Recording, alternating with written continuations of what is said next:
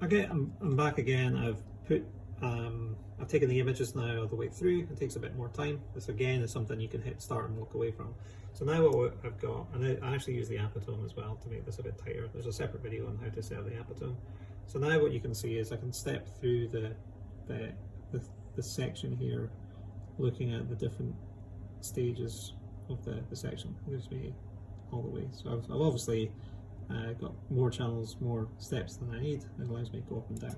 But the reason I wanted to show you this is because you can pull the ortho stack now, and what you can see is where the signal is. If I move that down, you can see up the top here in the X direction and the Z direction where all the signal is at this point. If I move it across, if I move the green line up and down, it'll change.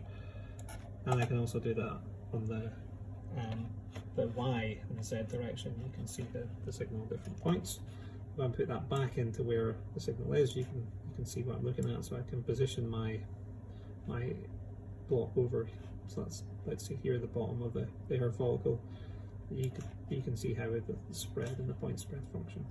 Now again, I did this in Apotome mode, and this is the optical section version. If I show you this with the conventional fluorescence, I want you to look now at the spread at the top here, and this really demonstrates how the Apotome works.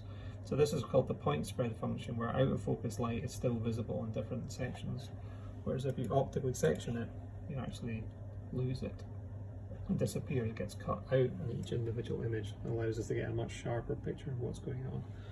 So this is useful when you've got a thicker section than this, to be honest with you, where you have a three-dimensional structure that you're imaging through. Now the other ways to view this are obviously here, and you can play with them as you want.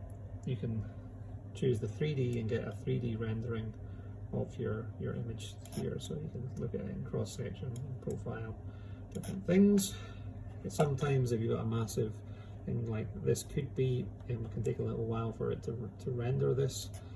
But once you're happy with the way it looks, let's say I want to rotate it like this so it looks like a hair follicle. Again, I can use the same system I use elsewhere and right click and create an image from that, and that's now a picture that I can take out, put in my figure for my journal article or for my thesis or whatever I want to do. That's cool. And you can also, of course, overlay on top. Notice that's pixels, by the way. Overlay on top the graphics. So the reason it was pixels is that this is the original image. Anyway, that's it for SynStax.